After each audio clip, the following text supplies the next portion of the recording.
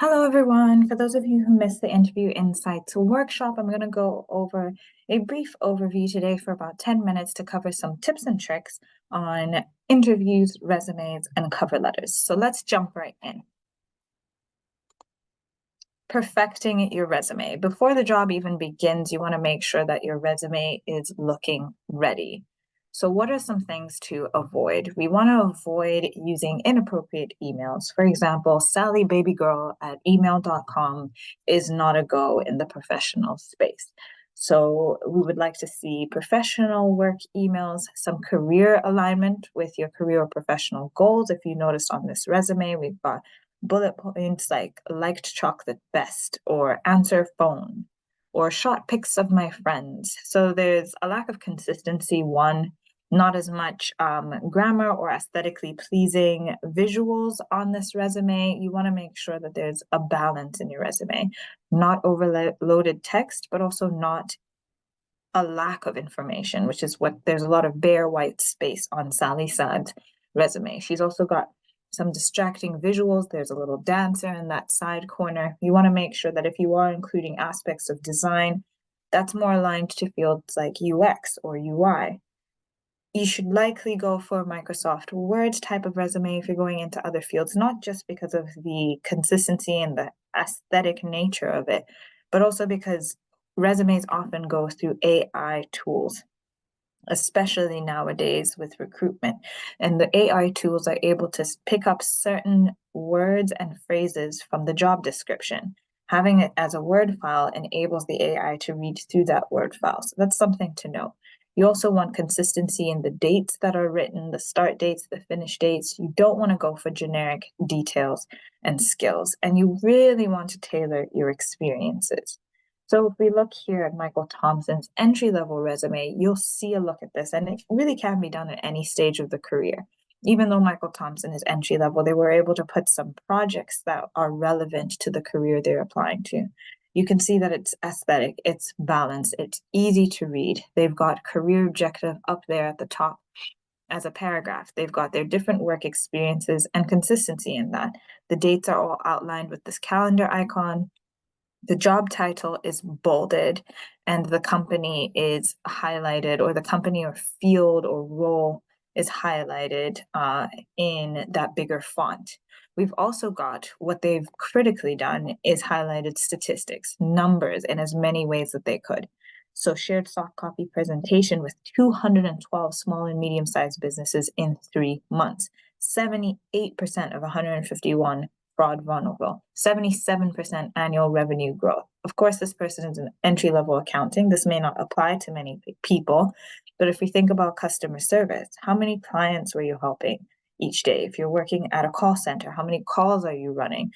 How did your customer service skills or interpersonal skills impact people? And how can we quantify that in as much as possible? Because that's easy to read, right?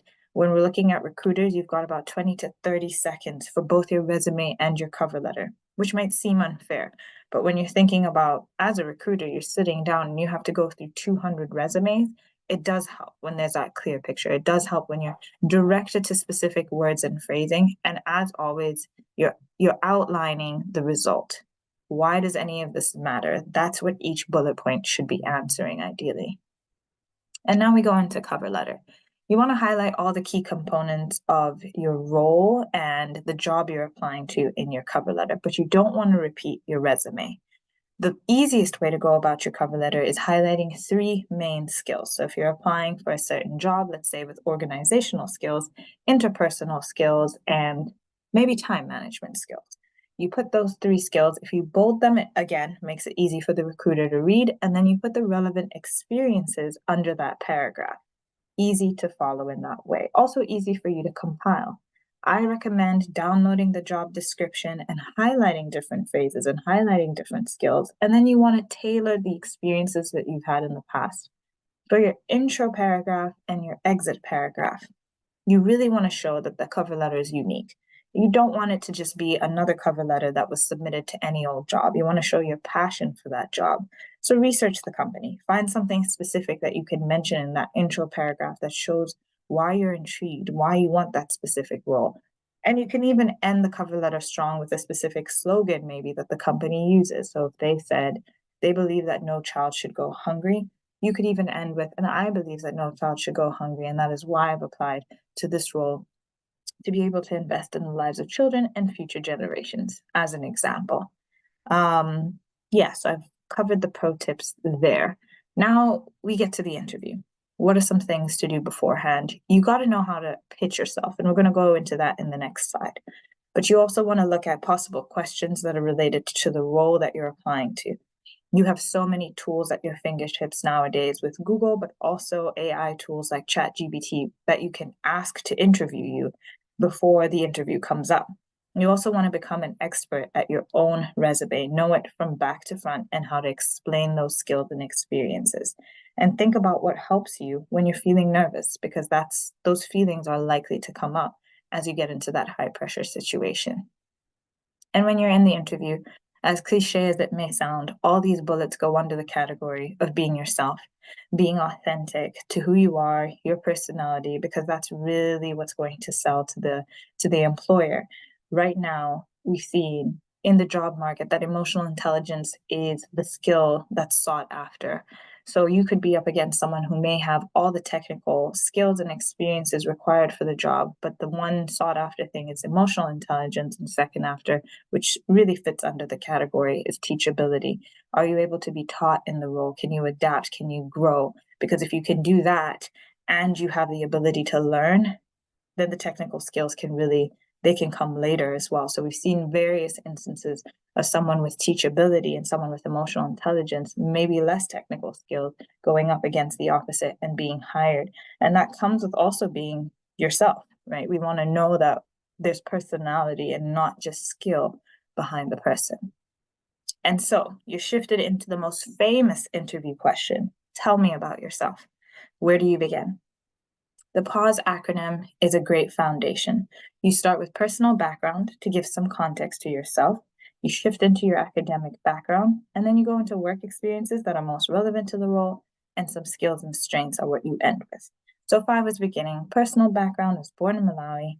I lived in 3 different countries on 4 different continents, which has really improved my intercultural skills and interactions with people from different backgrounds. Academic background is in anthropology and social justice, and that's really what spearheaded my work in community development. The work experiences that are most relevant are some coaching that I've just recently gotten into, as well as nonprofit work for the most part. And the skills and strengths that I have are facilitation skills, coaching skills, and empathy that can really be used in any role, but more specifically are what drew me to this specific role at XYZ company. You can make it your own. You want to make your pitch a little bit longer than mine and perhaps align it more to the job that you're applying to, but that's to give you an idea of the PAUSE acronym. Some common interview questions are written here. You'll notice that the bolded questions are the ones that are a little trickier to answer often. Strengths and weaknesses. Strengths is the easiest part. Weaknesses, we've now seen that the typical answer that's now been taken off the board is perfectionism. A weakness of perfectionism doesn't really show vulnerability in your answer. You really want to go a little bit deeper than that. You don't have to bare your soul with this question in a professional setting, but you want to at least be honest, but also show how you're working at that weakness. Describing a time you made a mistake is also bold in here because it shows accountability, and that can be hard to show in the workforce. We want to ensure that the employees that we're hiring are able to take accountability for when they make a mistake, not if, but when they make a mistake. And then the last bolded question that's a little bit trickier is an example of a situation where you had to deal with a difficult person, because that shows your conflict resolution skills, which again, not everyone has been able to hone or grow. And these are things that we continue to adapt and grow in, but there is also a reason why they're the most difficult questions. The others that might give you something to think about: what is your preferred work style or work environment? That's being asked quite a bit now in the job market. Describing challenging situations you've been faced in, and describing projects that you're proud of or have achieved in your past. And so when you're answering an interview question, when you're writing your resume bullet, when you're writing your cover letter, you really want to keep the STAR method in front of mind. Situation, you describe the situation and context, and this should really only be sitting at about 10% of your answer. The task should be sitting at about a 20% when you describe the task at hand, and then you go into the action that you took. 60% of your interview answer should really be focused on this action because it demonstrates your skills and your strengths. And finally, the one point that is often forgotten on resumes, in interviews, and cover letters is the result. Why are we reading this bullet point? Why are we reading this cover letter? What is it that you're getting at in your interview? That is where the result lands.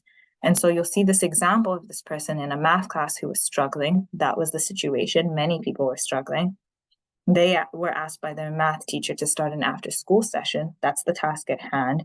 And then you'll notice the 3 different sentences that describe the actions: staying after school twice a week, creating a study guide, demonstrating best methods, and explaining strategies.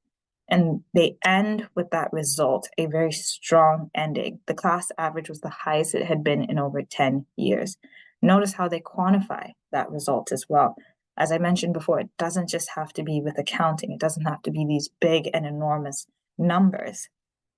But you want to at least ensure as often as you can that you're including the impact. And impact, it's often hitting stronger with being quantifiable. But of course, you can also include qualitative results. Overall, the students I helped were able to develop a better understanding and appreciation for math. And so I wish you the best of luck on your future interviews. If you have any questions, feel free to email CanGap and ask them along about your resumes, your cover letters, or your interviews. And I wish you the best of authenticity in everything that you do, that you show up and you show up as yourself, because that's the person we all want to hire. Bye.